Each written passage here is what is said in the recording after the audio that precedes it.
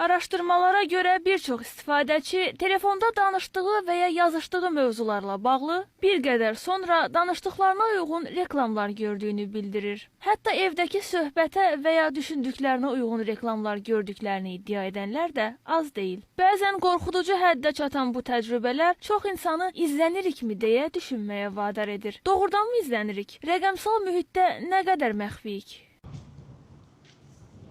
Danışanda, söhbət eləyəndə yemək videoları haqqında həmişə qarşıma TikTokda çıxır, Instagramda hər yerdə çıxır. Arada fikirləşdiyim mahnılar, tapa bilmədiyim mahnılar təsadüfən qarşıma çıxır. Əldə etmək istədiyim kompüter vasitələri tez-tez qabağıma çıxır, TikTok vasitəsində, Instagram vasitəsində qabağıma çıxır.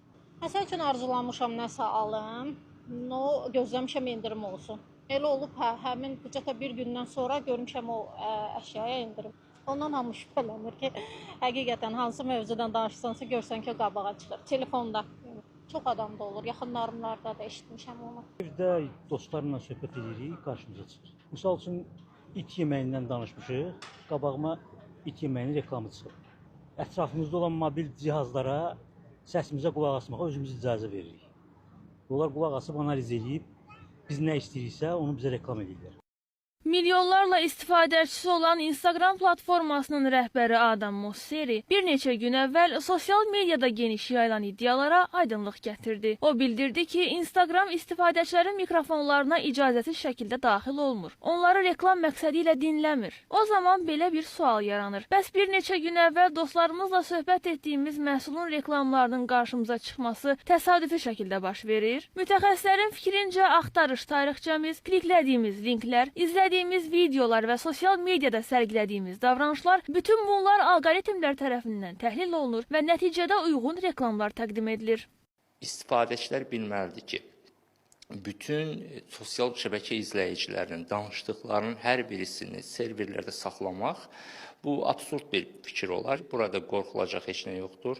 Yəni biz heç kim tərəfindən izlənmirik. Bizim rahatlığımız üçün bizə məhsul təklif edilir. Sual olunsa ki, əgər onlar istəsələr bizim bütün danışıqlarımızı dinləyə bilərmi, bizi izləyə bilərmi? Bəli, bu texnologiyanın avantajıdır. Bu beynəlxalq standartlara görə uyğun deyil. Bir sosial şəbəkənin tətbiqini yüklədiyimizdə orada mikrofona və həmçinin kameraya və eyni ilə də oradakı fayllar üçün bizdən icazə istəyir. Bu icazələrdə var ki, hər zaman və ya sadəcə bu tətbiqi istifadə edərkən, bir də heç bir zaman. Tətbiqi istifadə etdiyimiz zaman deyə icazəni verməliyik.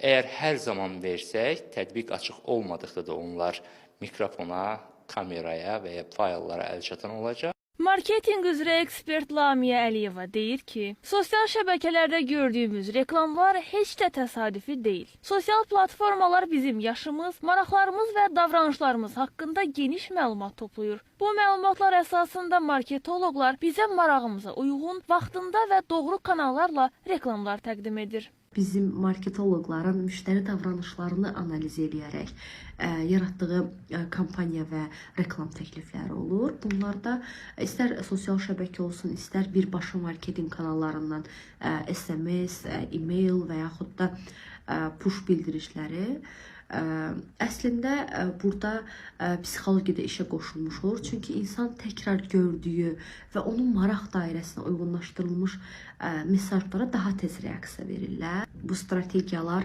şirkətlərə daha çox satış və brend tanınırlığı gətirir.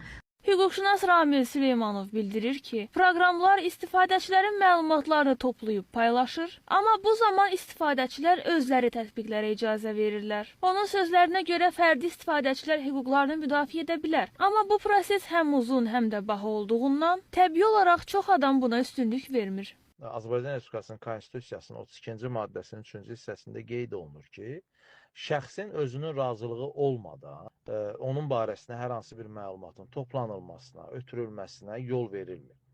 Qeyd edeyim ki, bu applicationlar vasitəsilə şəxs razılıq verirsə, artıq orada onun konstitusyon hüququnun pozulmasından söhbət belə gedə bilməz. Məsələn, Google olsun, TikTok olsun, Facebook olsun, Meta şirkətlər qrupu və s. Bu şirkətlərə qarşı zaman-zaman məhkəmə iddialarının qaldırılmasının şahidiyik. Bunun da ən böyük səbəbi odur ki, həmin şəxslər o ölkələrin daxilində açdığı yerli şirkətlər vasitəsilə əhalinin müəyyən məlumatlarının və baza informasiyalarının toplanılması vasitəsilə müəyyən məlumatları əldə eləyir, onu digər operator şirkətlərə mübadilə eləyir, ötürür və beləliklə şəxsə zaman-zaman alqoritmlər üzrə məlumatların göndərilməsinə nail olunur.